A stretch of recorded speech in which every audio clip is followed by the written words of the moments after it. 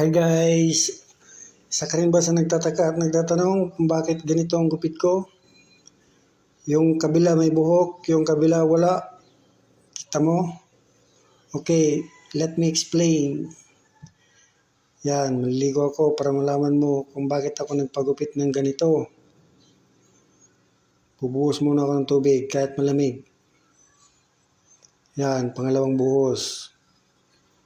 Kahit malamig. Ito ang paraan, ito ang dahilan kaya nagpagupit ako ng ganitong buhok. Para makatipid ako shampoo, ganito lang kaliit ang shampoo na ginagamit ko at yung may buhok lang ang sinashampoo ko. Yan, kunti lang. Kita nyo? Yung may buhok ko lang sinashampoo ko. Yan. Kasi hindi naman ako mayaman, kagaya ng iba. Kaya nagtitipid ako ng shampoo. Yan. O, kita nyo?